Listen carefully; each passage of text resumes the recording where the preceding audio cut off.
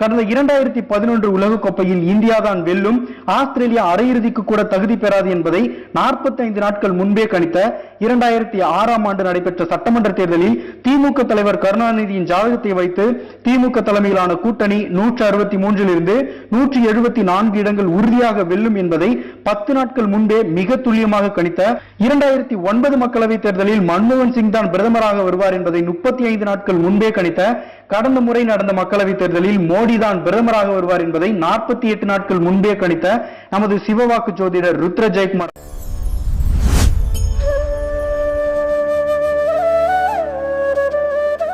ஐயா வணக்கம். வர குரு பயிற்சி எந்தெந்த ராசிக்கெல்லாம் நல்லா இருக்கும்?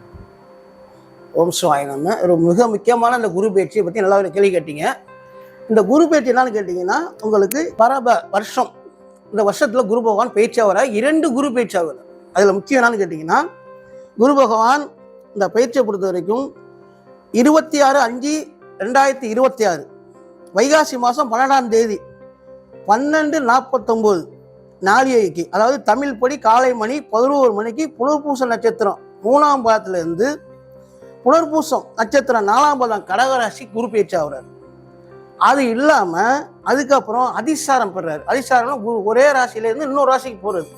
அது எப்பயாச்சும் நிகழும், சில நேரங்கள் நிகழும். அந்த அடிப்படையில் பார்த்தீங்கன்னா குரு பகவான் அதிசாரம் எப்போன்னு கேட்டிங்கன்னா, ஐப்பசி மாதம் 3ஆம் தேதி 20/10/2026 அன்னைக்கு அதிசாரம் போடுறாரு. கிட்டத்தட்ட 2-3 மாதம் திருப்பி கடகராசிக்கு வந்துடுவார். அப்போ குரு பயிற்சி இந்த வருஷம் 2 பயிற்சி ஆகுது. இந்த குரு பயிற்சியை ஏன் நம்ம மெயினாக பார்க்குறோம்னா, கிரகங்கள் 9+1 சூரிய பகவான், சந்திர பகவான், செவ்வாய் பகவான், புத பகவான், உங்களுக்கு பார்த்தீங்கன்னா குரு பகவான், சுக்கிர பகவான், சனீஸ்வர பகவான், ராகு பகவான் ப்ளஸ் மாந்தி சனீஸ்வரன குழந்தை. இந்த கிரகங்களை பார்க்குறப்ப சூரிய பகவான் மாதம் 30 நாள் ப்ளஸ் நாளிகை. அந்த அடிப்படையில் ஒவ்வொரு ராசியிலேருந்து மாறுவார். சந்திர பகவான் 2.25 நாள் இருப்பார் ஒரு ராசியில்.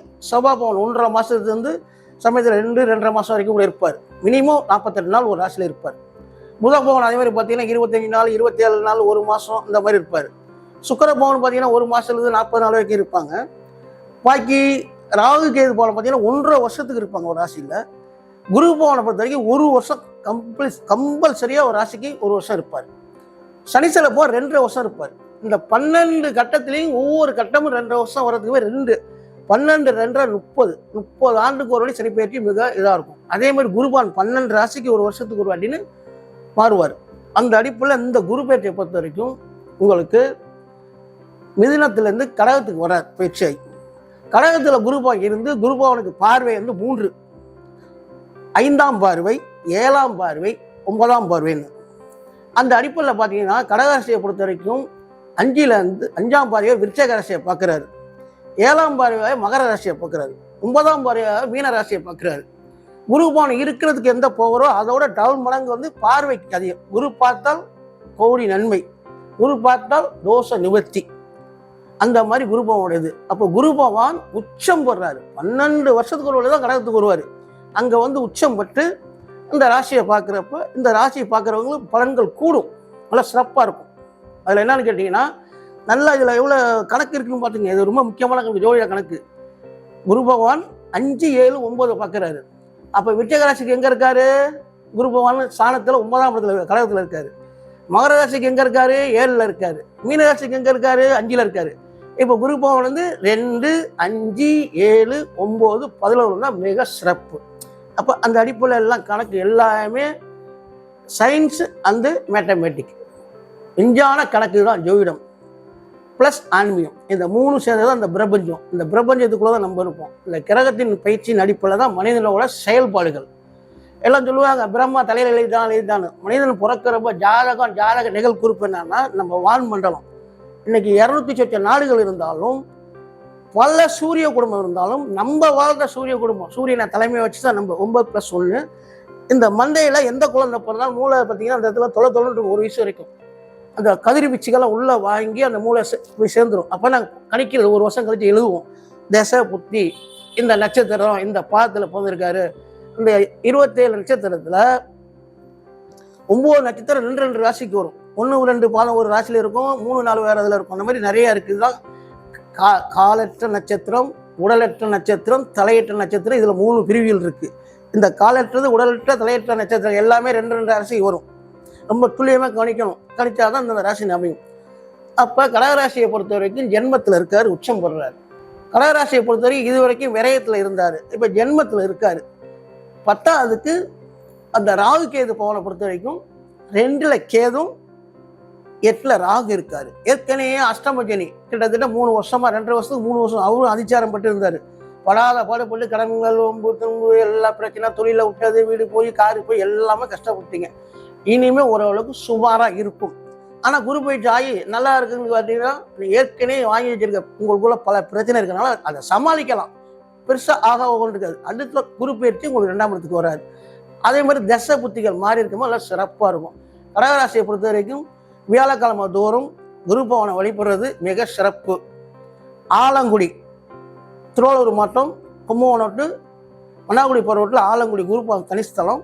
அதே மாதிரி தஞ்சை மாவட்டத்தில் திட்டை ராஜ குருவா இருப்பார், குபேர குருவா இருப்பார். குரு பவனுக்கு தனி ஸ்தலம். ஆலங்குடியில் தட்சிணாமூர்த்தி தான் வணங்கி முடியும். குருக்கெல்லாம் அதிபதி தட்சிணாமூர்த்தி, சிவபெருமான் 64 அவதாரங்களில் 1 அங்கே வழிபடலாம். 3ஆவது நீங்கள் திருச்செந்தூர் முருகப்பெருமான வழிபடுறது ரொம்ப சிறப்பு. இது வெளியில் உள்ளது. நீங்கள் எங்கெங்கே இருக்கீங்களோ அங்கே அக்கம் பக்கத்தில் உள்ள சிவங்களில் போய் அல்லது மகான்கள், சித்தர்கள் இந்த மாதிரி பௌர்ணமி வியாழக்கிழமையில் வழிபடுறது நல்லது. வியாழக்கிழமை தோறும் பசுமாட்டுக்கு மஞ்சள் கொண்டக்கடலை கருப்புல இருக்கும், வெள்ளையில இருக்கும், அதில் தான் மஞ்சள் ஆயிரும். அதை அவிச்சு கோயிலில் உள்ளவங்க எல்லாருக்கும் வரவங்க பக்தர்களுக்கு தானமாக கொடுக்கலாம், அல்லது பசுமாட்டு கொடுங்க. கடகராசியை பொறுத்த வரைக்கும் இந்த கஷ்டங்கள் நீங்கள் அமோகமாக இருப்பீங்க. அடுத்து பார்த்தீங்கன்னா 2வது ராசி சிம்ம ராசி.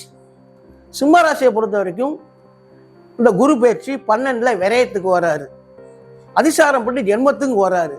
ஏற்கனவே கேது பவன் ஜென்மத்தில் இருக்கு, 7ல் ராகு பவன் இருக்காரு, 8ல் அஷ்டமஜனி நடக்குது.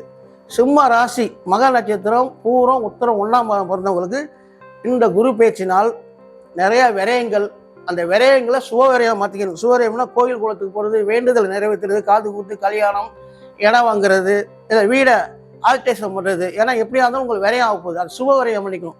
இல்லைன்னா யாச்சும் கொடுத்து ஏமாத்திடுவாங்க, தொழில்களை பார்ட்னர் போட்டு ஏமாத்திடுவாங்க, இல்லை ஆஸ்பத்திரி செலவு இந்த மாதிரிலாம் வரும். ஏன்னா ஜென்மத்தில் கேது, 7ல் ராகு, அஷ்டமச்சனி, விரைய குரு, 4 பெரிய கிரகங்களும் சரியில்லை. ஜாதகத்தில் தசை புத்தி ஜாதக பெரிய ஜாதகம் வரும், நல்லா இருந்தால் ஓடும், இல்லைன்னா ரொம்ப கஷ்டமாக இருக்கும். நீங்கள் என்ன பண்ணணும்னு கேட்டிங்கன்னா, அவசியம் இந்த குருஸ்தலங்கள் இப்போ சொன்ன குருஸ்தலங்களை பார்த்தீங்கன்னா குரு பவனுக்கு திட்டை, ஆலங்குடி, திருச்செந்தூர், இது 3 அவசியம் நீங்கள் போகிறது நல்லது. அதே மாதிரி மாதம் மாதம் பௌர்ணமி அல்லது வியாழக்கிழமையில் குரு பவனை வழிபட்டு குரு பவனுக்கு ஒரிஜினல் முல்லைப்பூ ஒரு முளம் வாங்கி சாத்திட்டு ஒரிஜினல் நெய்யில் 3 விளக்கு போட்டு கொண்டக்கடலை பசுமாட்டுக்கு தானம் வாங்கி பண்ணிகிட்டே வாங்க. உங்களுக்கு குரு பவனை ஏற்படுற விரயங்கள்லாம் சுப விரயம் மாற்றி அமோகமாக இருப்பீங்க. ஏன்னா சிம்மராசியை பொறுத்த வரைக்கும் அஷ்டமஜி நடக்குது, கொஞ்சம் கஷ்டம்தான். ஜென்மத்தில் கேது, 7ல் ராகு, ரொம்ப ஜாக்கிரதையாக இருக்கணும். அடுத்து 3ஆவது பார்த்தீங்கன்னா கன்னியாராசி. உங்களுக்கு நான் கடகராசிலேருந்து பலன் சொல்லிட்டு வரேன். இந்த கன்னியாராசியை பொறுத்த வரைக்கும் குரு பகவான் 11ல் இருக்கார், லாபஸ்தானத்தில் 12 வருஷத்துக்கு ஒட்டி. கன்னியாராசியை பொறுத்த வரைக்கும் உத்தர நட்சத்திரம் 2ஆம் பாதம், 3ஆம் பாதம், 4ஆம் பாதம், அஸ்த நட்சத்திரம், சித்திரை 1, 2. இந்த கன்னியாராசிக்கு மிக மிக யோகம். 12ல் கேது, 6ல் ராகு, விபரீத ராஜயோகம், 11ல் குரு 12 வருஷத்துக்கு வர்றாரு. ஆனால் நல்ல சிறப்பாக யோகம், மேன்மை, லாபம் நல்லா இருக்கும். அடுத்து பார்த்தீங்கன்னா துளாராசி. துளாராசியை பொறுத்த வரைக்கும் பார்த்தீங்கன்னா குரு பகவான் 10ஆம் இடத்துக்கு வர்றாரு. அடுத்து பார்த்தீங்கன்னா அதிசாரம் 11ஆம் இடத்துக்கு வர்றாரு. 10ஆம் இடத்துல உச்சம் வர்றாரு. உச்சம் வர்றப்ப குரு பகவான் கடகத்திலேருந்து 5ஆம் பாரியாக விருச்சிக ராசியை பார்க்குறாரு, தனஸ்தானம், வாக்குஸ்தானத்தை பார்க்குறாரு. அடுத்து மகரத்தை பார்க்குறாரு, சுகஸ்தானத்தை பார்க்குறாரு. 6ஆம் இடம் ரோகத்தை பார்க்குறாரு. நோய் நொடி கடன்கள்லாம் விலகும். அப்போ துளாராசி நல்ல அமோகமாக இருக்கும். அதுக்கடுத்து பார்த்தீங்கன்னா விருச்சிக ராசி. விருச்சிக ராசியை பொறுத்த வரைக்கும் குருபவன் பயிற்சி 9ஆம் இடத்துல இருக்காரு, அதிசாரம் 10க்கு வர்றாரு. ராகு பவன் 4ல் இருக்காரு, 10ல் கேது பவன் இருக்காரு. சனி சிறப்பம் அர்த்தாசிரம சனி விலை 5ல் இருக்கு. சனி சிறப்பான நன்மைகள் தான், பிரச்சனை கிடையாது. அதே ஆகஸ்ட் மாதம் ராகு கேது பேச்சாவது. ராகு பவன் 3க்கு வர்றாரு. உடல் உபதைகள், வயிறு பிரச்சனை, கடன் தொல்லைகள் எல்லாம் நீங்கி விருச்சிக ராசி அமோகமாக இருக்கும். இதுக்கு அடுத்து பார்த்தீங்கன்னா தனுசு ராசி. தனுசு ராசியை பொறுத்த வரைக்கும் பார்த்தீங்கன்னா உங்களுக்கு குரு பகவான் அஷ்டம குரு. உங்களுக்கு ராசி அதிபதியே குரு பகவான் தான். அவர் வந்து அஷ்டம குரு 8ஆம் இடத்துக்கு போற 8ஆம் இடத்துல உச்சம் போடுறாரு. அதே அதிசாரம் மற்றும் 9ஆம் இடத்துக்கு வர்றாரு. அந்த காலகட்டம்லாம் சிறப்பாக இருக்கும். இப்போதைக்கு உங்களை ராகு பகவான் வந்து 3ஆம் இடத்துல இருக்காரு. ஆகஸ்ட் மாதம் ராகு கேது பேச்சு 2ல் 8லையும் வர்றாரு. 2ல் ராகு பகவான் 8ல் கேது. கொஞ்சம் உடல் உபதைகள் கொஞ்சம் ஜாக்கிரதையாக இருக்கணும். மற்றபடி ஒன்றும் பெரும் பிரச்சனை வராது. அடுத்து மகர ராசி. மகர ராசி 8 வருஷம் கஷ்டங்களுக்கெல்லாம் இனிமேல் விடிய காலம் வந்துடும். 8 வருஷம் கஷ்டப்பட்டு தொழில் கஷ்டம், படிப்பில் கஷ்டம், இந்த படிப்பை படிக்கிறது விட்டு வேறு படிப்புக்கு மாறுறது, அதை பண்ணுறது, இது அவ்வளோ குழப்பங்கள், அவ்வளோ பிரச்சனைகள் எல்லாமே சால்வ் ஆகி, ஏன்னா சனீஸ்வர பகவான் 7ங்கிறது உங்களுக்கு 8 வருஷம் இந்த பீரியடில் விளையிட்டு. அடுத்து வந்து உங்களுக்கு என்னன்னு கேட்டிங்கன்னா குரு பேட்டி அமோகமாக ஒரு ராசியை பார்க்குறாரு. 2 8ல் ராகு கேதுக்கு 1 7க்கு வரப்போகுது. ராகு கேதுக்கு மட்டும் நீங்கள் சரியாக பரிகாரம் பண்ணிக்கணும், நல்லது, ரொம்ப சிறப்பு. அடுத்து பார்த்தீங்கன்னா கும்பராசி. கும்பராசியை பொறுத்த வரைக்கும் குரு பகவான் 5லேருந்து 6க்கு போகிறாரு. அதிசாரத்தில் 7ஆம் இடத்துக்கு வர்றாரு. ஏற்கனவே கும்பராசிக்கு 3 வருஷம் ஜென்மத்தில் சனீஸ்வர பகவானும் 7.5 5 வருஷம் 7.5 வரைக்கும் 2 வருஷம் பாக்கி இருக்கு. ஜென்மத்தில் ராகு 7ல் கேது பகவான். இந்த கேது பகவான் உங்களுக்கு 6ஆம் இடத்துக்கும் ராகு பகவான் ஜென்மத்தை விட்டு 12ஆம் இடத்துக்கு போறாரு. அதனால இனிமேல் அதாவது கும்பராசிக்கு எந்த பிரச்சனையும் வராது, பெருசாக வராது, பெரும் பாதிப்பு வராது. அதனால இதை பற்றி கவலைப்பட வேணாம். அடுத்து பார்த்தீங்கன்னா மீனராசி.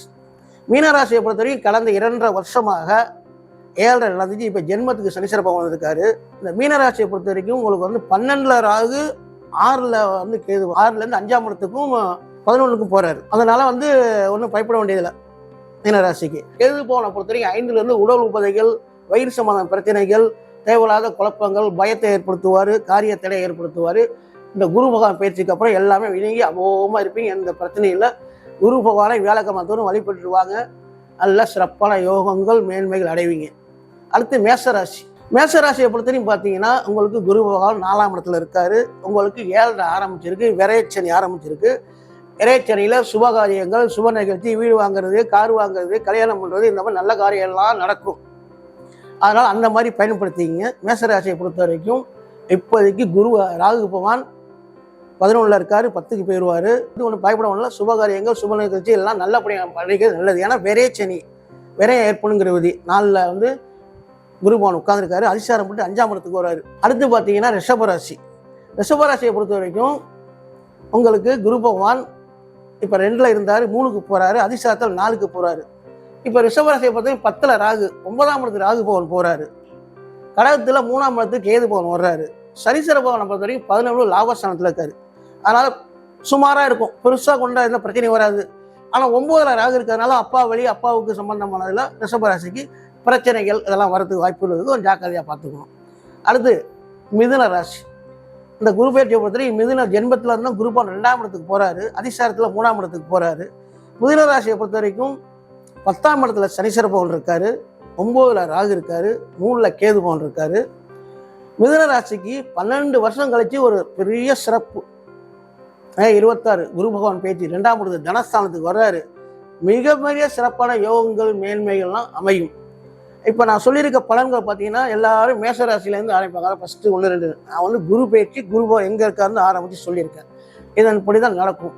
இதன் அடிப்படையில் என்ன பண்ணுறீங்கன்னா அடுத்து 8ஆம் மாதம் ராகு கேது பேச்சு, அதை பற்றி தனியாக வீடியோ போகிறோம். அதுக்கு என்ன செய்யணும், ஒரு ஜாதகத்தை பொறுத்த வரைக்கும் வருஷத்துல 2 முறை ஜாதகத்தை அவசியம் பார்த்தாகணும். 6 மாசத்துக்கு முன்னாடி உத்தர அயானம், தட்சணாயானம்னு.